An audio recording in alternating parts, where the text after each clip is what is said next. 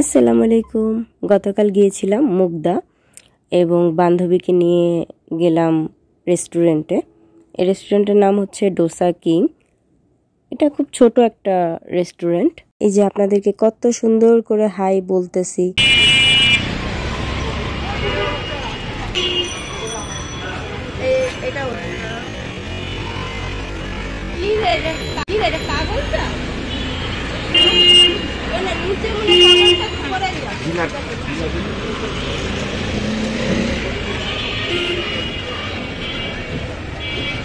মানে হচ্ছে new food blogger in the town. যাই হোক, মজা করলাম। আসলে আমি ফুড ব্লগার হওয়ার ওইভাবে ইচ্ছাটা নাই, তবে আমি ব্লগ এখন থেকে আপলোড করব। রেগুলারই আমার আইডিতে, আমার পেজে ব্লগ পাবেন। আমরা যখন গেছি তখন মাত্র রেস্টুরেন্টটা খুলছে, তো আমরা চারপাশ ঘুরে ঘুরে সময় কাটাচ্ছিলাম।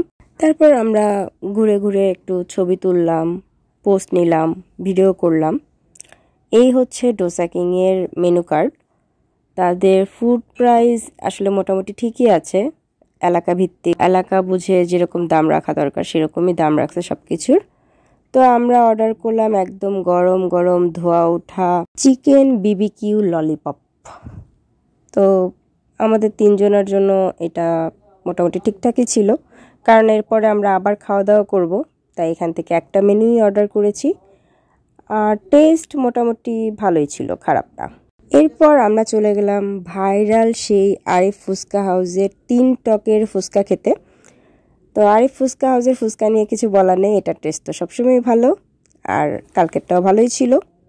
এরপর আমরা চলে গেলাম গরম গরম ধোয়া ওঠা ভাপা পিঠা খেতে।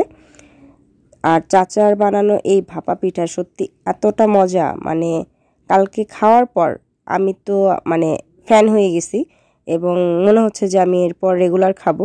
আমি চাচাকেও বলে আসছি যে আপনার পিঠাটা সত্যি অনেক মজা। আমি এই পর্যন্ত যতগুলো বাইরের ভাপা পিঠা ট্রাই করছি, উনি আসলে খুব যত্ন সহকারে বানায় আর সব কিছু একদম পরিমাণ মতো দেয়, যার কারণে আসলে পিঠা এত মজা হয়। তো আমি গরম গরমই খাওয়া শুরু করে দিছিলাম, তো একটু গরমও লাগছিল মুখের মধ্যে। তো যাই হোক, মজাও লাগছে। এরপর আর কি অনেক খাওয়া দাওয়া হয়েছে, অনেক কিছু খাওয়া দাওয়া হলো। এরপর আমরা আবার বাসায় ফেরার পালা, তাই তাড়াতাড়ি করে খাওয়া দাওয়া শেষ করে সোজা আমাদের সোনারগাঁ চলে আসছি। তো দেখা হবে আবার নতুন কোনো ব্লগে। সে পর্যন্ত সবাই ভালো থাকুন। আল্লাহ হাফিজ।